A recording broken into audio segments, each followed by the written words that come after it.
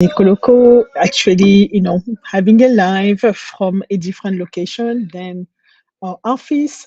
This is basically as an immigration lawyer. This is Attorney Nicoloko broadcast. You guys are more than welcome to come and connect. Obviously, if you have any question, don't hesitate to come and talk to us. Now, with what is the format here? The format is basically you guys asking us question, and then we will get into details about obviously answering the question. And I have question also that we receive by email or by DM, and I will go through it. Just wanted to let you know that there are no such thing as a bad question, because if you're thinking about the question, you probably sure that the way it works, that the question that you have is probably something that somebody else have as well. Meaning that just think about that, it's perfectly fine. And okay, and here, just I'm waiting a little bit, just for you, those of you who never seen me before and don't know about us. My name is Annick. I am an immigration attorney. I've been practicing immigration law for more than 15 years, and we help family and obviously employment, employers and corporation actually settle in the United States. Immigration can be extremely complex because obviously it's always about the details. There is a lot of misconception. And actually for us, what we're trying to do is basically to see how we can, just alleviate any concern that you may have and just, get rid of all of the misconception. Okay, now let me see. The first question that we have here is actually somebody who is saying this. My case has been pending for more than 2 years. Is there any way I can expedite my case? Actually, my spouse has filed for me, and my spouse is a US citizen. Please help. Thank you so much for the question, because this is a very common question. It's always about the processing time. And the processing time is really a big issue here. Now, there are some way, obviously, to see how we can solve this issue.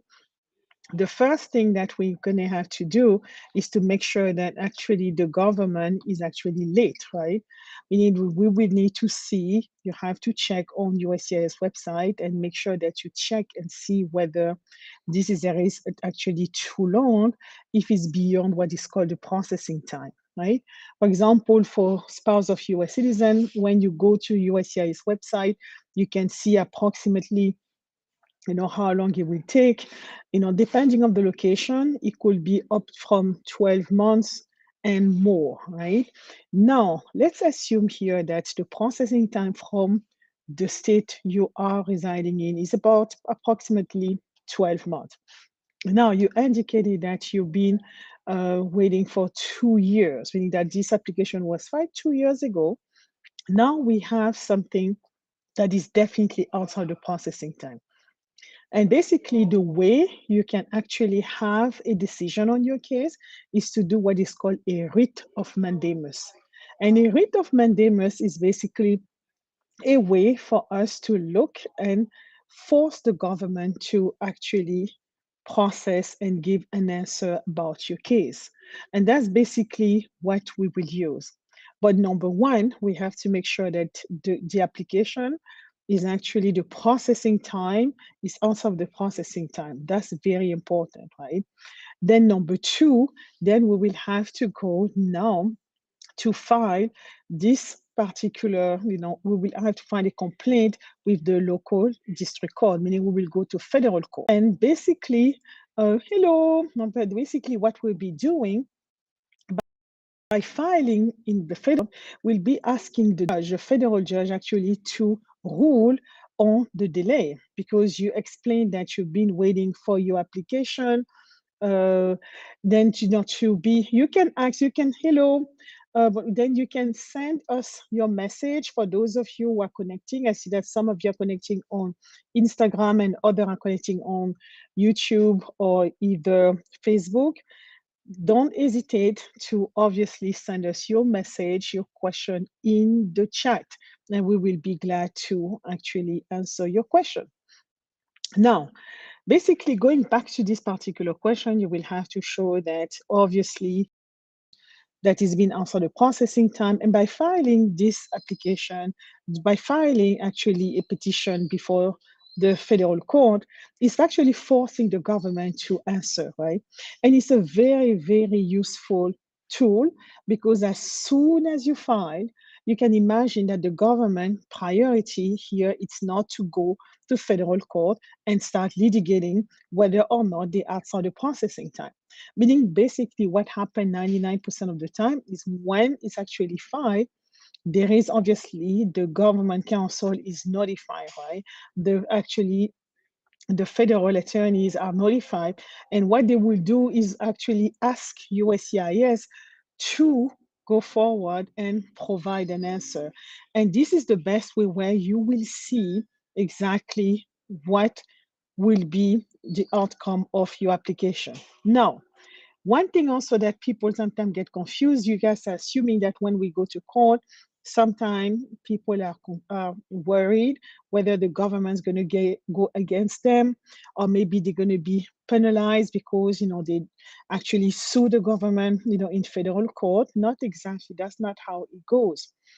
The Obviously, USCIS will process and give a an answer to your case because you're asking them to provide such answer. And you're not doing anything that is actually out of the ordinary. You're not harassing the government. It's been also the processing time. You've been waiting for a very long time, and you will get an answer. Number one. Number two, something also that you have to keep in mind is that sometimes when also you do that, it doesn't mean that for one way or the other you automatically going to have a favorable answer, because really, if you don't meet the requirement, if there are issues regarding your application, then obviously your application will be denied. But whether the government approve or deny your application, they will have actually fulfilled their obligation towards you. Because basically, that's what a writ of mandamus it is about. Is basically asking the judge, asking the court, district court, to actually force the government to give you an answer because you've been waiting for a very, very long time. Meaning that's basically what it boils down to. I hope that answers your question. Okay. Just looking also, let me look at the question, the next question that we have here, and I can tell you, basically, just reading the next question, guys. What will be, and then that's, yeah, then obviously we have here, just trying to make sure that we have question that actually among the question that we have, I'm looking for the one basically that are relevant to a lot of people, right? And that way it will be okay. No, the question is basically somebody say, can we stay in the United States while we apply for a green card from R1 status?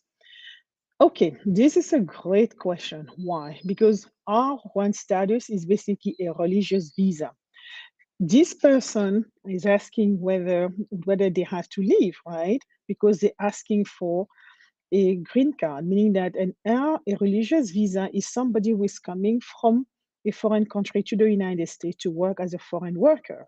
Now, it is possible once you meet all the requirements to transfer from this non-immigrant visa, which is the religious visa, to an immigrant visa, which will be your permanent residency. Now, the question here is to know whether they have to leave. No, actually, you do not have to leave. But again, it's always the details, right? You do not have to leave as long as your religious visa is still valid. Number two, as long as you have maintained also lawful status, and as you are still currently employed, right, by a religious actually institution. If you think that by the time you had to do such thing and you're trying to apply for a green card and you feel that okay, you may find yourself out of status, you may not be able to apply to actually maintain that status, it will not be a good idea, because at this point you will not that will not work, right? You will not be able to remain in the United States. But I hope that answer your question. But it was a great question, because this is actually about religious visa. A lot of you guys, also that's a type of visa that it's available. And just as an aside, having a religious visa doesn't mean that you have to be a pastor or a priest, right? It's actually called a religious worker. A religious worker could be also a lay person, right? Who has experience working in a church. That person will have to be invited to the United States from a church, right? And they will be working, meaning it's a visa that you obtain. Obviously, when you're in your country, you go to the US Embassy or the local US consulate, and based on the requirement, the evidence that you have submitted, then you'll be issued a religious worker visa, also known as an R1. And you can come with your dependent, and that will be an R2. And I hope that answers your question. Okay. Now, the next question that we have here will be, let me just see. The next question will be here. I'm just trying to see. Um, Somebody is asking a question which is quite interesting, because this is a question also that is actually very interesting. Okay, the person says, should I go from the student visa, or should I go as a K1? A K1 is actually a fiancé visa, right? Meaning this person say that, yes, an American citizen and my fiancé lives actually overseas, right? And we've been together for more than 5 years. We are engaged, Lisa, and we just want to know which visa we should choose, right? Meaning that they're thinking about, for the fiancé to get a student visa, which is called an F1 visa, and also, or either that will be, or maybe just wait for the fiancé to go through the whole process and come to the United States as and as a K1 visa, which is a fiancé. Meaning, basically, that's the question. Thank you for your question. Now, for you guys, to decide which visa you want to use, right? Let's go back to the basics. The K1 visa is a fiancé visa, and the fiancé visa means that like both of you are engaged to a U.S. citizen, right? The fiancé visa does not apply to someone who is engaged to a green card holder. It doesn't work like that, okay? And then obviously, if you what you have to do, your fiancé, the US citizen, can file actually on your behalf with USCIS. And when the application will be approved, then you will be able to come to the United States, and you will have up to 90 days from the moment you enter the United States to get married. And then after that, obviously, you submit your application for permanent residency. Now, this is actually the one. On the other hand, you have to think also that for a student visa, obviously you need to have a registration with a college or university. Then you have, obviously it's an F1 visa. Then you come to the United States as an F1 visa, and then you go from there. Now, you can also go come as a visitor visa, but I will not recommend that, because that will be seen as a double intent, right? Because if you fiancé and then you come, it's a little bit more complex than that, but you will have to see. But one thing that is sure is that once you file actually to become a permanent resident, one thing for sure, you will have to show that, okay, you can take care of your wife or husband at that time. Now, which one is actually faster? It may be faster for the fiancé to come as a student, right? Because if you have a registration and you have an admission in a college or university, you can definitely come at this point. Now, can you, once you come, actually, apply for you to have your permanent residency? No, you will have to get married, and if that's what you guys want to do. And then after that, you will have to apply for permanent residency as the spouse of a US citizen. But either way, there is not one way that is better than the other. One is actually whether you have the patience, right? Because the processing time for the fiancé visa, because you have to file with USCIS, is definitely longer than if you apply for an F1 with a university and college. But either way is perfectly fine. At the end, you will get there. But if you're in a hurry, you may try to get the fiancé visa. But I hope that answer your question. But thank you so much for the question. And guys, keep this question coming, okay? Like for those of you, but those are great, great questions, okay? Now, let me see the next question that we have here. We will see. I'm looking also because we have different type of question. Then that's the okay. Somebody, this is a great question here. But you will have somebody say, I was in deportation 10 years ago, right? And now my wife has filed a I-130. Can I apply for permanent residency? This is a great, great question. This is a question, and this is a situation that I see a lot with my clients, where people went to court, they had a removal order, meaning they were ordered deported, but they did not leave, right? And then they meet their spouse, and the spouse now start the process of filing what is called an I-130. Basically, you petitioning the government, asking the government how you can have your spouse, go from non-immigrant to immigrant, right?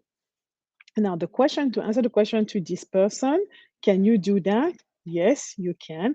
However, because you already have a deportation order, even though you're starting the process with the I-130, you're going to be blocked at one point. You will not be able to have your green card. Why? Because you already have a deportation order. You need to go back to the court that entered that order and file for the case to be reopened, right? Meaning that you need to do that. And obviously, I'm suggesting that you use the service of an attorney, because to reopen a case, you need to have good reasons. Specifically, you say that you've been ordered deported 10 years ago, meaning that normally when you want to reopen the case, there is a very strict deadline, and this is actually more in terms of weeks, months, you see. It is not something 10 years later, meaning in order for this to be reopened, there are exceptions to that rule, right? And a lawyer will definitely be able to help you to assess your case and see, okay, how can we reopen this case? Now, one thing that also that you have to keep in mind is that when you try to reopen your case, if you can show that, yes, obviously you have your wife that is filing paperwork for you, that's going to help your case tremendously, right? Is it guaranteed that it's going to be reopened? No, because it's a privilege, but you are in good shape. I hope that answers your question, but thank you for the question, and keep them coming. Okay, thank you. Let me pull out actually something. Let me see. Okay, somebody say here, um, how do you recommend getting a lawyer when you have an asylum case and you have an interview next week? This is also a great question. Okay, because if you have an asylum case, if you have an interview due next week, it means that you probably received notice for a very long time, like probably a few weeks or a few months ago, right?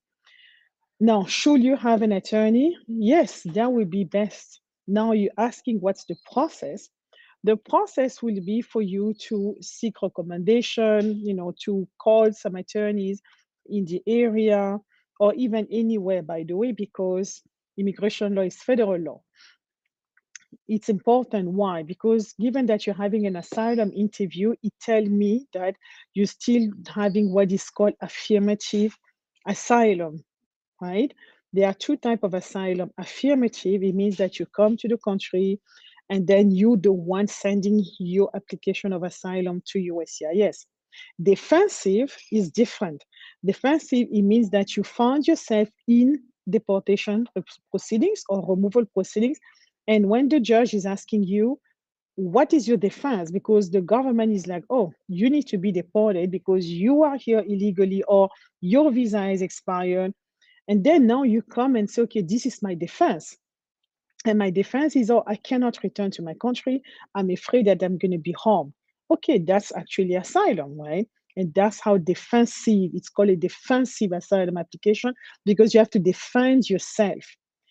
Now, I prefer affirmative asylum application. Why? Because at that point, you only have one officer, that will be hearing your case.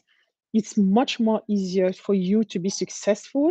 And if you have an attorney helping you prepare, to explain the question, to present the evidence while you actually being heard by the officer, you have a better chance.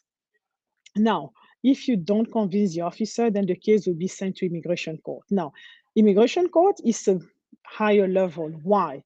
Because you have three jurists, in the courtroom. You have the judge. The judge is a jurist, right?